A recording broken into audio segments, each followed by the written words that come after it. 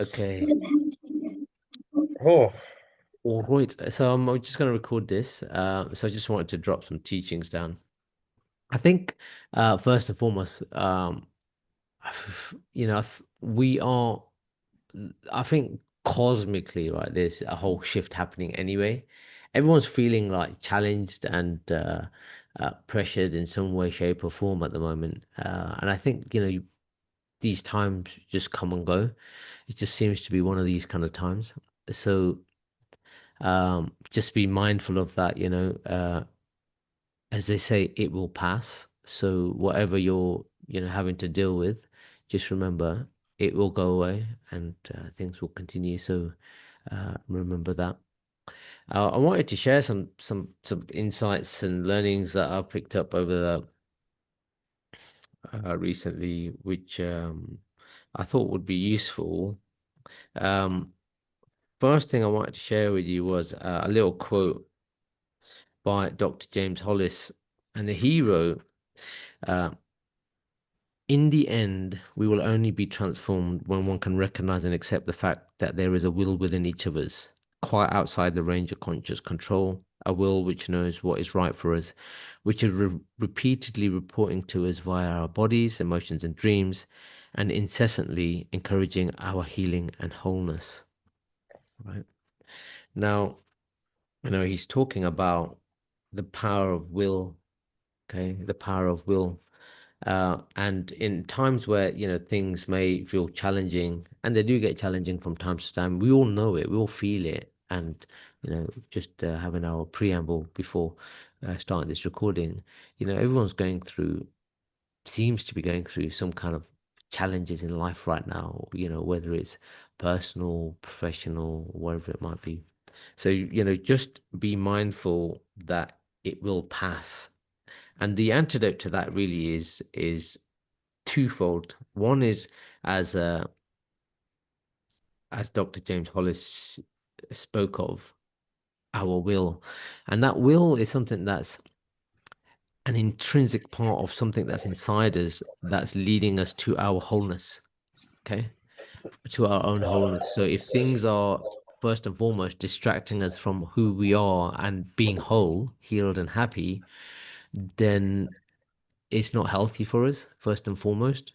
And secondly, if that's happening, then whatever circumstances pertain, then the people within that environment or within that situation are not respecting your health, happiness, wholeness, right? So just some things to think about when it comes to that, because that will impact your overall well-being. And remember, when the business is helping other people be whole, healed, and happy, then we also have to be whole, healed, and happy to start with, right? So we can't let people steal that away from us.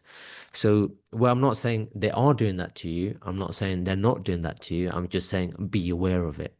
Okay. Um, there was a beautiful quote by Dr. David Hawkins, who he wrote, and he's talking about uh, along the lines as well. He's saying the average advance in the level of consciousness. So this guy did an amazing study and is known for his studies on consciousness. Okay, and his study was about the different um, the uh, different levels of uh, feelings that we associate with what's happening in life. He attributed an energetic scale to that. He attributed how we feel emotionally, how we view life, how we view God, and what kind of process that plays out in life. Okay. And as part of that, he said these powerful words. He said the average advance in the level of consciousness throughout the global population is little more than 5 points during a lifetime. Apparently, from untold millions of individual experiences in one's life, usually only a few lessons are ever learned. The attainment of wisdom is slow and painful, and few are willing to relinquish familiar, even if inaccurate, views. Resistance to change or growth is considerable. it would seem that most people are willing to die rather than alter those belief systems, which confine them to lower levels of consciousness. Okay, so what's he talking about? So what he's talking about is we all have a certain stage of consciousness, okay? And that stage of consciousness is what we would call our homeostasis. It's what we're used to, right? Based on uh, our life experiences up to now, right? Our socio-political, eco-technical,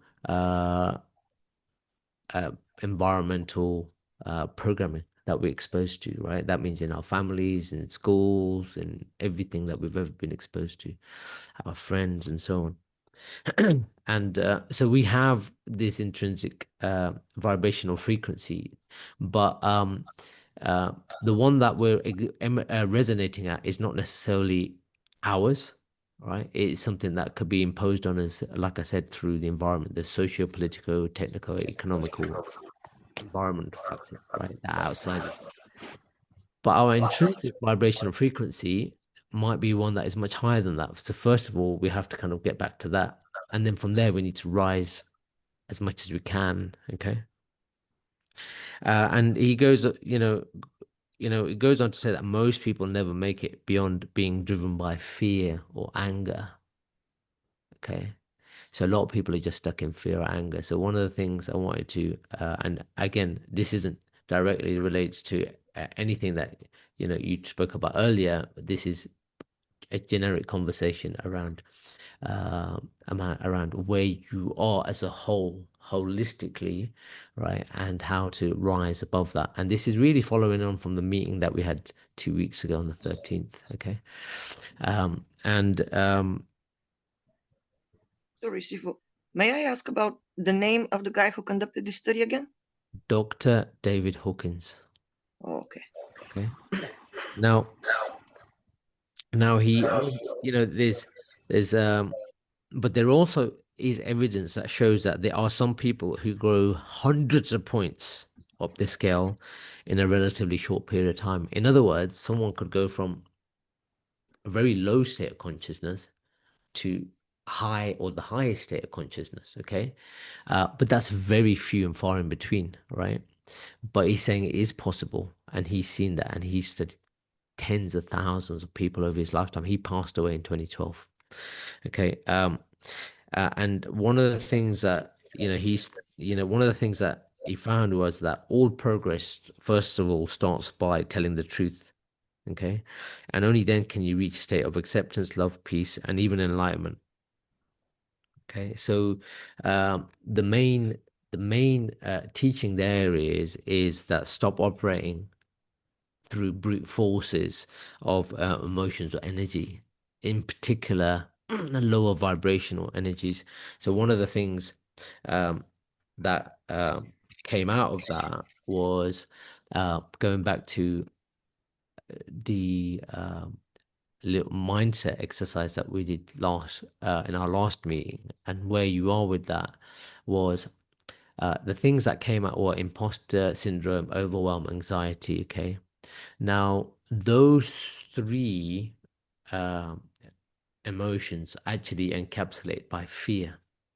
And fear is in what would be referred to as a survival paradigm. You're just trying to survive. That's your mindset. That's your vibrational state. Okay. Now, when you're in a state of fear, the way that expresses itself emotionally is anxiety. And the way then that translates and how you express that in life is withdrawal. Okay, so you try and pull away because you're scared. Okay. Now, the reason I'm telling you about this is because I want you to be aware of where you are with this and what's happening, because I can see it. All right. So there's that aspect. And then there was also a reference to shame as well in our last meeting. And shame also leads to an emotional state of feeling humiliation, and humiliation leads to expressing that in life through elimination. In other words, just cutting yourself out of the situation completely. Okay, so both of them are withdrawal, elimination, are one of removing oneself. All right. So the reason I'm pointing this out is because if you feel like that, then this is what's happening. Okay, so what we want to do is actually change our mindset into a state of hope. Okay, right, and that's what Dr. David Hawkins is alluding to, is actually hope is a thing that changes things, and actually there's something even beyond that, which is what's called faith. All right, now faith takes a little bit more deeper commitment than just hope alone. All right.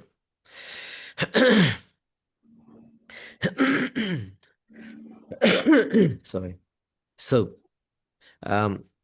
so how do you get out of that?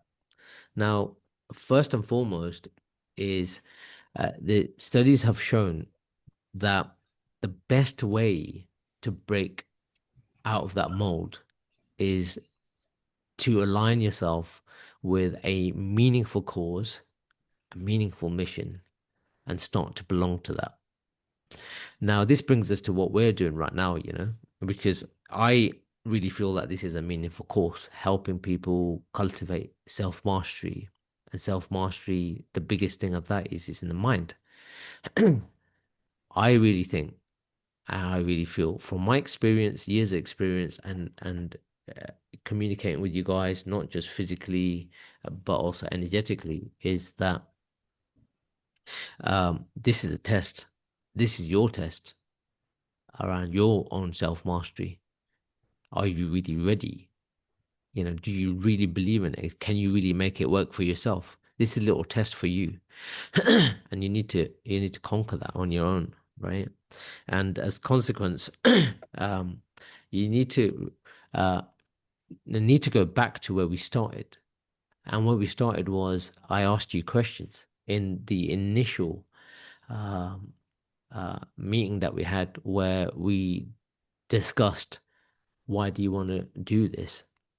Does this align with you and what you want to do in life and your meaning and purpose in life? and that's where you were selected as part of that process, because everything you said was aligned wholly with not just being better versions of yourself, but also helping others. You had a massive why. And I'm going to encourage you and implore you to go back to your why. Remember your why. Why did you start this process? I know stuff's going on outside of you. I get that. But you have to go back to your why, because you started this for a reason. I turned away loads of people, by the way, right? Because they weren't aligned to what we were trying to do. Why? Because their why wasn't the same as the why that we need for this. You see, what happens is when you know what your why is, then the how becomes clear. The how is a process that I've given to you. You've already certified in it. You know how to do it, right? But you need to remind yourself about what your why is and realign yourself to the cause. Because I think in the fear, you've gone into survival mechanism rather than reason, integrity, and even higher than that, which is your spiritual paradigm, right? And you can't fall out of that, because if you do, then fear is going to control you. And guess what? Fear is always going to control you. And you're always going to put forward your worst self, not your best self. So don't think self-mastery is working on a process, a prescriptive process. It's going to test you. It's going to test you in so many different ways. And this is just a test. So the other aspect of this is then how do you snap back into it? Well, the solution to that is very simple. Is once you realign yourself to your vision, you get clarity with that. You know the culture and the standards that we're trying to create here, right? You need to face your own challenges head on. Apply those self-mastery teachings to yourself, right? Conquer that in yourself. And you know from the process of going through how to reinforce your certainty, that when you know it works, it'll increase your self-belief. That'll help you take more action, which will lead to more results, which will help increase your self-belief, which will allow you to continue even more, and you continue to rise. Yeah. All right. Do you remember that formula? No, not a moment. Huh? Luke, you remember it? Vaguely. Actions, results, belief, certainty. The Holy Oh, the Grail. Holy Grail of certainty. Exactly. Right. Yeah. No, I do remember that one. And it was one of your favorite ones, remember? Yeah, it is one of my favorites. Yeah, Yeah. I misheard you at first there. I sort of Yeah. just said Right. no. So the Holy Grail of certainty, right? So it's a realignment and reconnection to who you are, right? And then what happens beyond that is autonomous, right? It's just automatic. And what happens after that is your motivation becomes intrinsic, right? You don't try and cultivate motivation, it is intrinsic, right? It's always been there, but because you're acting out of fear, you push it out. I want to help you to reveal that again and allow that to surface to the top. Remove the fear out of the way and allow your intrinsic motivation to rise, because that's what's going to help you move towards your why, move towards your true servitude, because that's what this process is all about, right? So what does intrinsic motivation give you? Well, first and foremost, it will help you, give you the freedom that you need to do what you need the way you want to do it. You've got a standard, you've got a process, right? It'll help you start to immerse yourself into that and do that the way you want to do it, which you've been doing, okay? But don't let it cripple you. Don't let fear cripple you. Secondly, it'll give you mastery, right? To continually evolve your artistry and skill of your own unique ability that you've got. Okay. You've all got unique abilities, and you need to go out there and be your unique ability. Go put that out there in the world. Right. And finally, it creates something called relatedness. Right. And that is your ability to relate to people and create positive transformational change in other people. But you haven't got there yet, because you're being tested in doing that for yourself first. Okay. So just something for you to think about. And then just a kind of a side note, is in there was, as part of this study, and if I go back to where it was, 1 second, there was an interesting statistic that I need to share with you. And it was talking about when you change your intrinsic vibrational frequency or your level of consciousness, how that affects things. Okay. So I'm going to give you the bottom line. And it says, actually, you know what? I'm going to give you all of them. It says, one person living and vibrating to the energy of optimism and willingness to be non-judgmental of others will counterbalance the negativity of 90,000 people who calibrate at lower weakening levels. And then I'm going to give you the top one. 90,000, yeah? That's a One lot. person living and vibrating to the energy of grace, pure spirit, beyond body, in a world of non-duality or complete oneness will counterbalance the negativity of 70 million people who vibrate at the lower weakening levels. Okay. Wow. 70 million people. Now, just think about that. The reason I want to share this with you is because of its potency. Now, there is a Chinese saying, and I'm going to try and pronounce this the best I can, because, my Chinese is colloquial, so it's going to probably just completely butcher this statement. But it goes, Oh, you got this. 𝗙𝗲𝗲𝗹𝗶𝗫 Jin. And that basically translates to defeat 1,000 pounds with 4 ounces. Right? What that means is start small and big changes will happen. All right? Start small and big changes will happen. And I think, you know, the final thing that I really wanted to share with you guys was I can, you know, salt a horse's oats and take the horse to water, but I can't make it drink. That's up to the horse. Right? Your race pedigree stallions, right? It's up to you. I know there's stuff that's happening in life.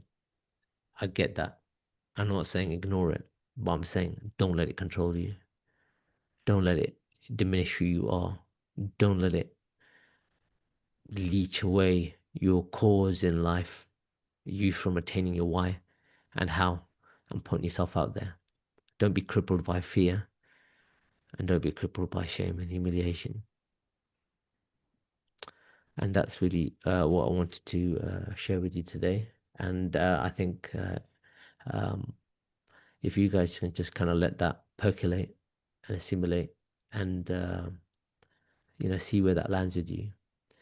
This is all in the gist of lifting, elevating, and helping you rise out of pure love. That is it. And I hope you take that way. All right? With me? Thank you, Sifu. All right. So there's nothing really more I wanted to say today, but apart from that, okay? Thank you, Sifu. That was great. All right. So